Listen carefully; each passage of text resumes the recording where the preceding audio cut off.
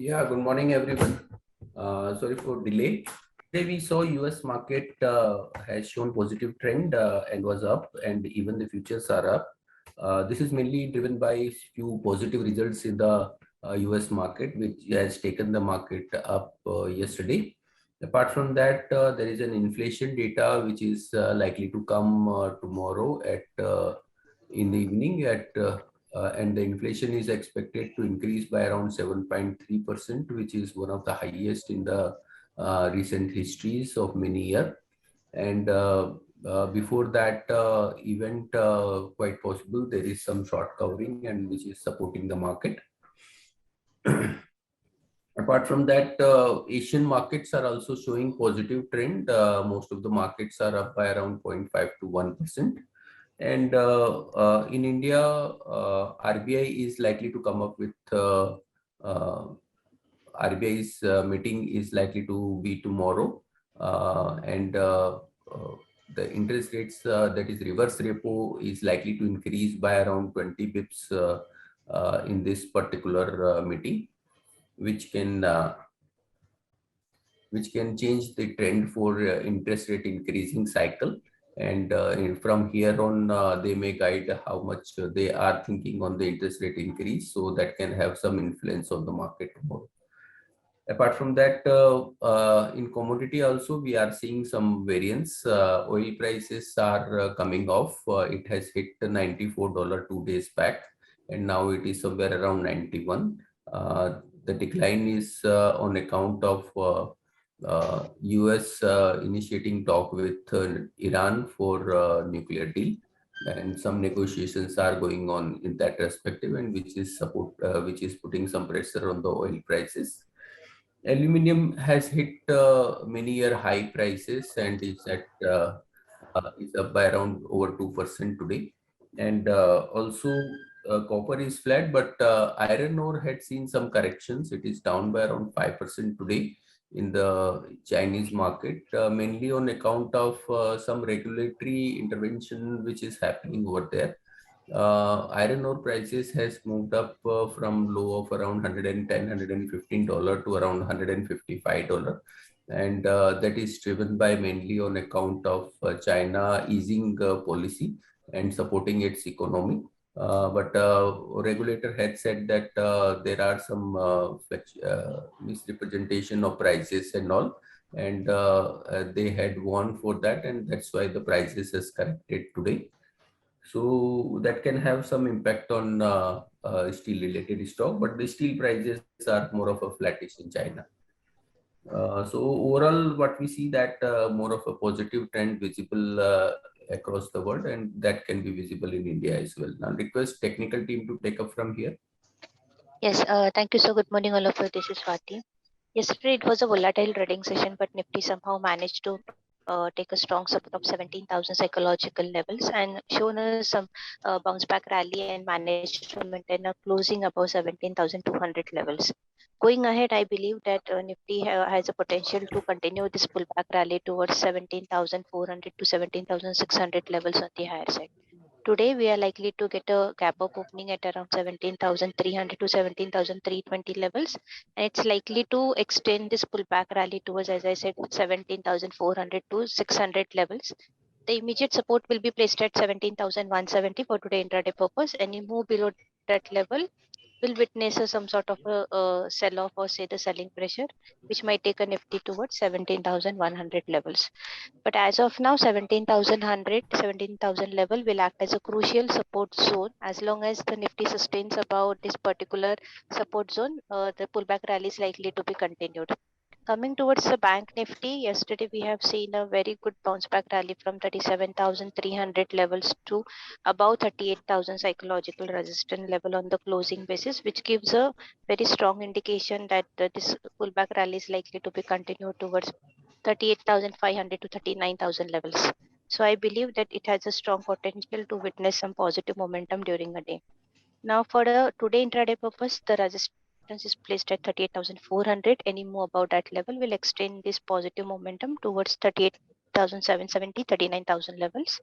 Whereas on the downside, 37,830 and 37,500 are the support levels for the bank Nifty.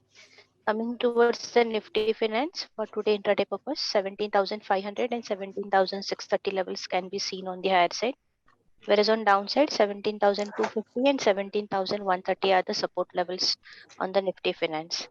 Coming towards the stock specific, as of now, we are witnessing a very good momentum into the stocks. FinPipe really looks good at the current levels. We are looking for a target of 198. I believe one should take a long position into the FinPipe with a stop loss of 179 for a target of 198. ICICI Bank really looks good since we are positive on the banking stocks also. So ICICI Bank is the positive counter on the technical front. We believe that it has a potential to maintain the positive momentum towards 820 to 840 levels on the higher side. So one can take a long position into ICICI Bank as well with a stop loss of 774. I think that's it from my end. I request derivative guys to take a call forward. Yeah, thank you, Swati. See, on the derivative front, overall, everything almost remains the same. Open interest is, playing plus or minus, 50 lakh shares. Not 50 lakh shares, sorry, sorry, 50 lakh shares. But overall, the PCR OI has bounced from 0.7 levels. That is also mostly range bound in between 0.7 and 1.2 levels. VIX again, we can say it is range bound. It is trading in between 18 and 22 odd levels. Nifty also, looking at the options open interest, even that is range bound in between 17,500 and about 17,000 levels. So, overall, everything suggests to a range bound trade for Nifty for some time. And we expect Nifty to trade in between 17,000, 17,500 levels for quite some time. Probably if 17,000 is breached, 16,800 is the support area. So that becomes the lower base. And upper base can be, 200 points up from 17,500. So broadly, this should be the trading range for some days. Highest open interest amongst calls is at 17,500. And for puts is 16,500, which is closely followed by 17,000 levels. Some good support areas, 17,000. We also witnessed a bounce from those areas yesterday. So definitely, 17,000 levels will provide a good support area. So we are in between this trading range. So if some fall comes, one should buy, and if some rise comes, one should book profits and wait for selling opportunity around the 17,500 level. So that is how one should be trading at least this range bound market for some time. From the stock specific front, nothing much really has come out, but auto sector at the start of expiry had very low open interest, and it is covering of short positions had been seen in this start of the expiry, and now it is gaining traction where a lot of open interest is being built in into some of the stocks on the long side. So TVS Motors, Maruti has witnessed good amount of open interest built up, and they are likely to move up further. So these are the stocks to watch out for on the upside. On the downside, as I said, Infi, TCS, Tech Mahindra, IT Pack as a whole looks weak, and they continue to look weak for quite some time. So I believe these stocks should attract more selling because they are high on open interest, and after a point you cannot add more open interest positions, so you have to liquidate positions, and that is what is going to happen for these stocks, and they are going to witness some more selling. So look out for the same on the short side. That's it from my side. I'd like to ask the fundamental team to take over, please. Good morning. Mayur Unicoter's result marginally declined. Revenue was up 6% year on year and down 8% quarter on quarter. We were expecting that revenue would be in line with quarter two, but it was slightly lower. EBITDA margins were constant on quarter basis at 21%. However, year on year, last year margin was very high at 27%, and so profit has declined. Performance going forward will depend on how the auto and footwear industries perform. We are positive from long-term perspective. Praj Industries result improved. Revenue growth was healthy at 68% year-on-year and 10% quarter-on-quarter. EBITDA margin was stable quarter-on-quarter, although year-on-year it has come down from 11% to 8% due to higher raw material costs, which will rectify going forward, and margins can again increase to higher levels. But even despite this margin decline, the EBITDA grew by 28% because of very strong revenue growth. EBITDA grew by 20%. J&K Bank result declined. Slippages were at 4.7% against 4.1% QOQ. Restructured book also increased quarter on quarter. As a result, the gross NPA remained flat against a decline we have seen in most of the other banks. So we are neutral here. Escorts result was below expectation, led by lower margins because of higher raw material costs. Revenue was flattish, while EBITDA and profit declined by 28%. We are positive in the long term as post dilution and open offer, Kubota will be holding 53% stake. However, from a short to medium term perspective, there is a cyclical risk that rural growth is moderating, and also tractor demand cycle has peaked a few months back. So we feel a new cycle will take some time to again come up. So that is why we are neutral from a medium term perspective. Thank you. Good morning, everyone.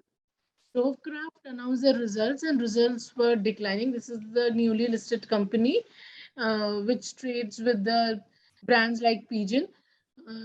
The sales was flat at 290 crores.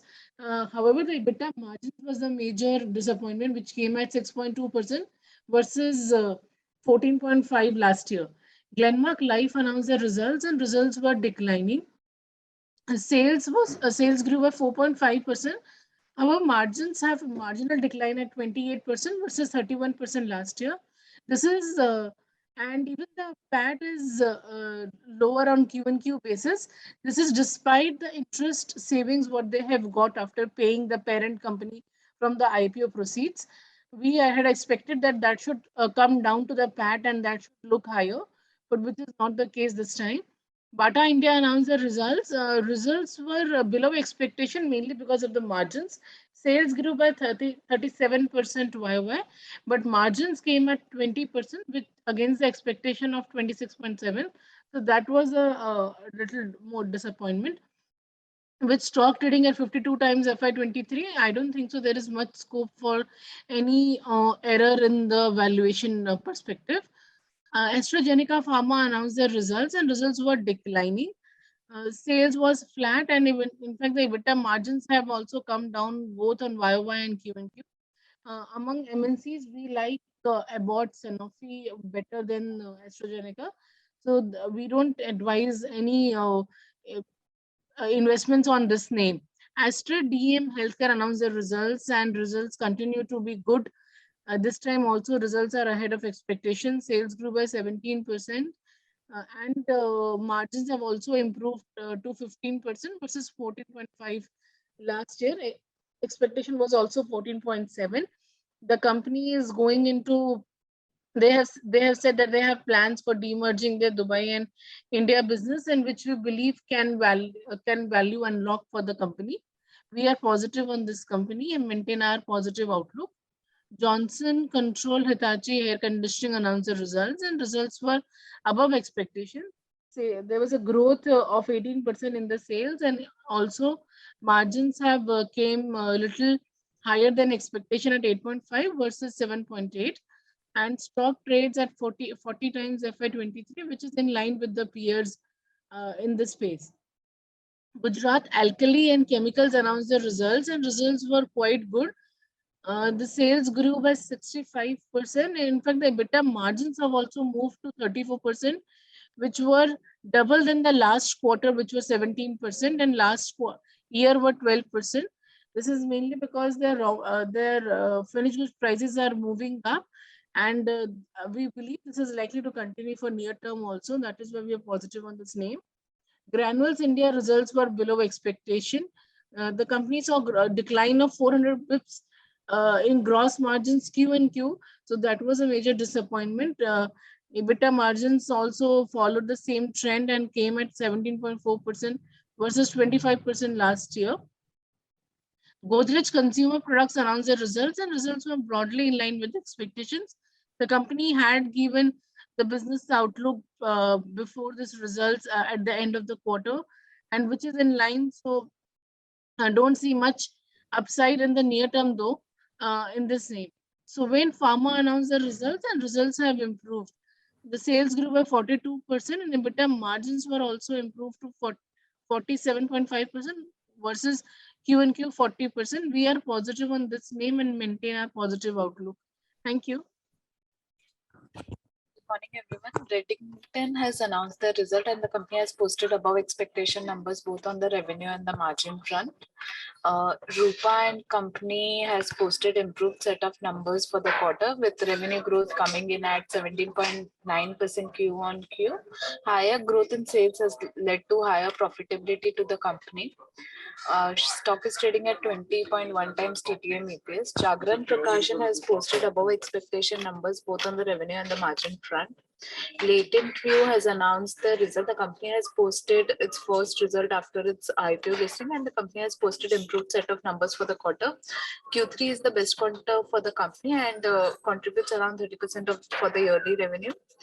Revenue for the quarter grew by 37.7% year on year and 13.7% Q on Q. Management indicates growth in revenue was supported by strong demand across existing portfolio and new clients. EBITDA margins came at 29.9% Q on versus QOQ of 27.9%.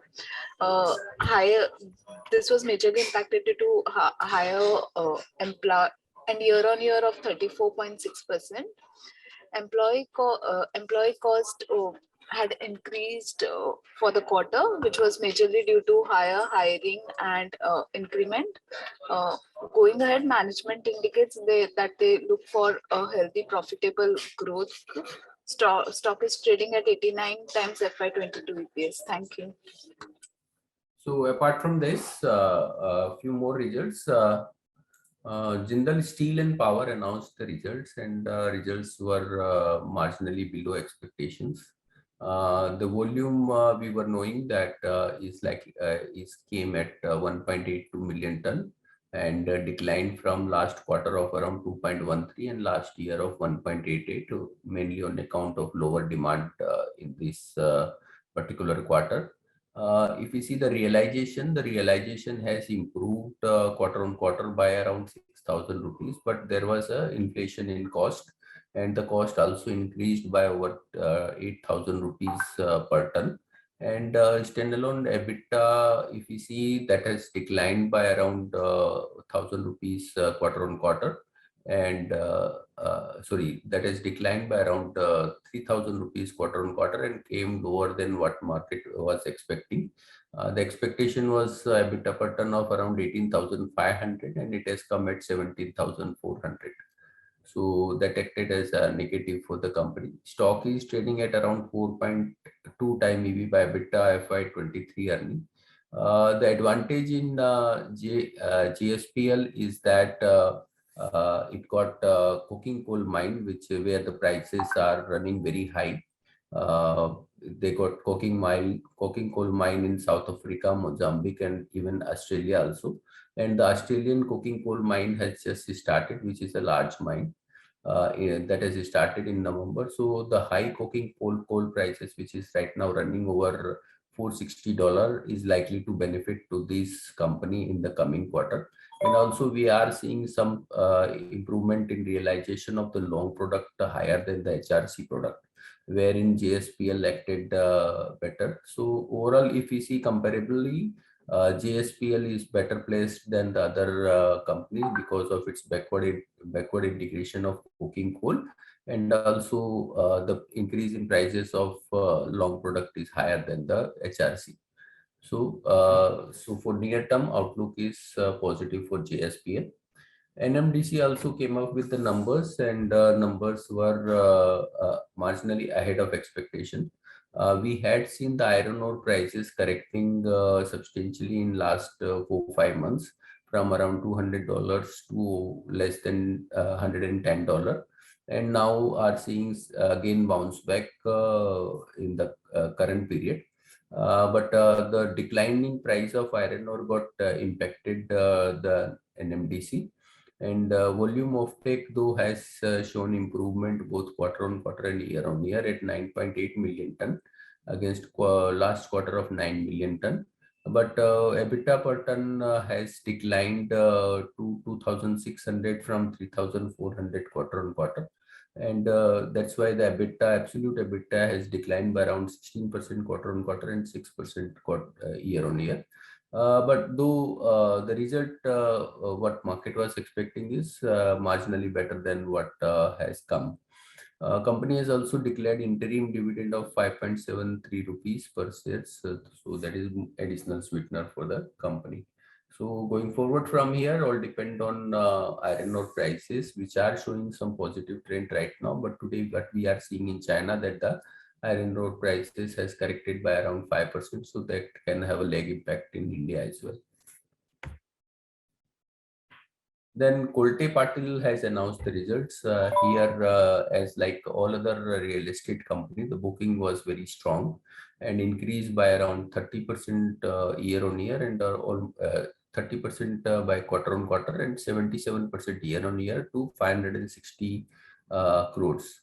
Though profitability and revenue seems lower, but accounting, that is mainly because of the way the developers are accounting their revenue and profit. That's why that looks lower, but overall result is positive. We interacted with the management of Indiabull Real Estate also, and not so positive on that company, mainly on account of the merger will increase the debt for the company. The debt in the book of Embassy, which is getting merged with Indiabull Real Estate, is around 5,000 crore rupees, which is getting merged into Indiabull Real Estate. So overall debt post this merger will be around 5,500 crores for the combined entity. And on the merger, Embassy is very strong in commercial building, but whatever they are transferring to the company in Indiabull Real Estate is 5 land parcels where the development is at very initial stage. They got just land, and the first rental can come only after 3 years. So it's a long drawn process, will take a lot of time. We had seen that this quarter result was not great for Indiabull Real Estate because they, as against most of the real estate company which had shown very high booking, Indiabull had shown very low booking, mainly because they don't have a project launched in the recent past, and as such were not getting the sales. The merger is likely to get complete by May or June, and fourth quarter result will again be more of a subdued because they don't have any launch and will be launching the project post the merger. So near-term outlook more of a neutral to negative. We don't see any great upside in the near term until and unless we see some development and project launch and all. So that is some time from here. So that's all from us. Thank you very much and have a good day. Subscribe to our YouTube channel for in-depth interviews of India Inc. and press the bell icon so that you do not miss our updates.